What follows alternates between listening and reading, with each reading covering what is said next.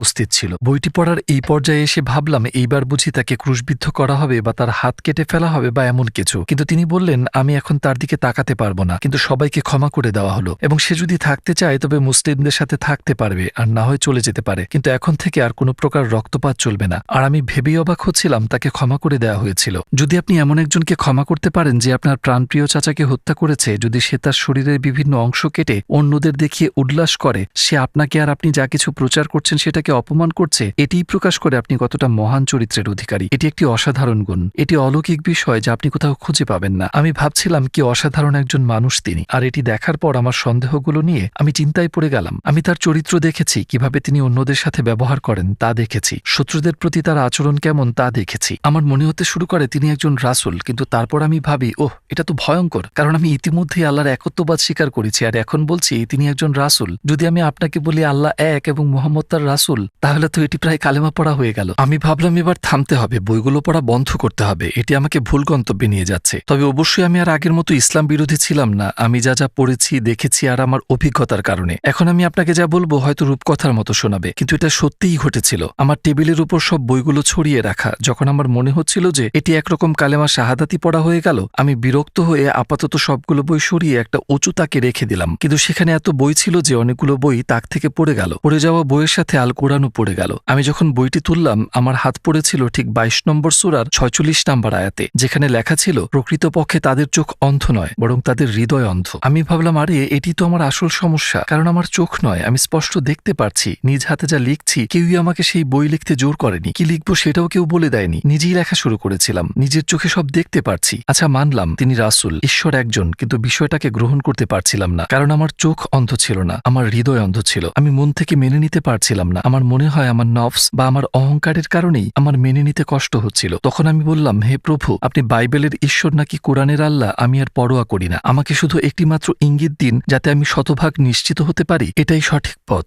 তারপর আমি ঘুমিয়ে পড়লাম, কিন্তু ঘুম থেকে ওঠার পর কেন জানি না মনের মধ্যে খুব শান্তি পাচ্ছিলাম। আমি সত্যিই খুব নিরাপদ বোধ করছিলাম। এর পূর্বে আমি কখনো এতটা শান্তি অনুভব করিনি। পুরো বিষয়টি নিয়ে আমার যে উদ্বিগ্নতা বা সন্দেহ ছিল সূর্যের তাপে তুষারের মতো, তা আমার মন থেকে পুরো উধাও হয়ে গেল। আমি ভাবলাম আমি মনে হয় মুসলমান হয়ে গেছি, তো এখন সবাইকে বিষয়টি জানানোর পালা। আপনার আশেপাশের লোকজনের প্রতিক্রিয়া কেমন ছিল যখন আপনি মুসলিম হয়ে গেলেন? আসসালামু আলাইকুম প্রিয় ভাই ও বোনেরা, আমরা দেখছি যে আমাদের দর্শকদের 80% মানুষজন আমাদের চ্যানেলে সাবস্ক্রাইব করেননি। আপনারা যেমনটি জানেন আমরা একটি অলাভজনক প্রতিষ্ঠান, আর আমরা আমাদের কোনো ভিডিওতে বিজ্ঞাপন চালাই না। আমাদের লক্ষ্যই হলো শুধু সত্যকে প্রচার করা। কাজটা ছোট হতে পারে, কিন্তু ইনশাল্লাহ অনেকের জন্য এটি পথ চলার সহায়ক হবে। এখন সাবস্ক্রাইব বাটনে ক্লিক করুন এবং একসাথে পথ চলি অনন্তকালের দিকে। আপনার আশেপাশের লোকজনের প্রতিক্রিয়া কেমন ছিল যখন আপনি মুসলিম হয়ে গেলেন?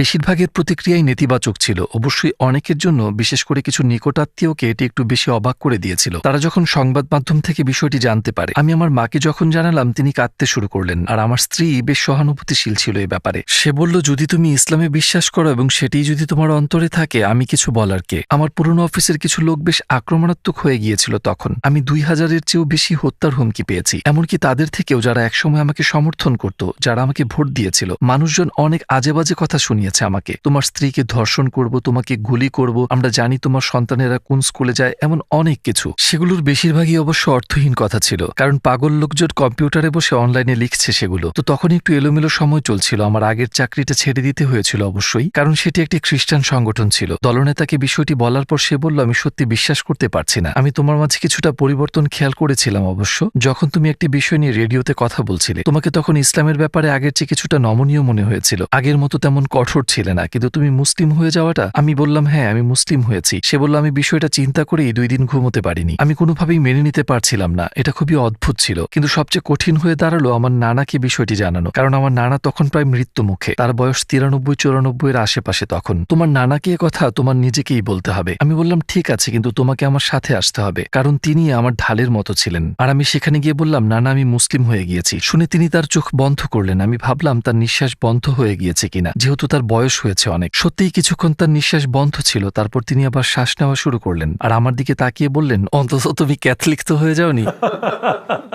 বেশ মজার ছিল বিষয়টি। আর শেষে আমার আগের রেডিওর বস আমাকে বলল, আমরা কিভাবে বুঝবো যে তুমি একদিন হিন্দু বা অন্য কিছু হয়ে যাবে না? বললাম, আমি কখনোই ধর্মকে বেছে নিইনি, শুধু এই একবার ছাড়া। আমার মুসলিম হওয়াটাই শুধু আমি বেছে নিয়েছি। এর আগেও আমি কোনো ধর্ম বেছে নিইনি। আমি খ্রিস্টান পরিবারে জন্মগ্রহণ করেছি।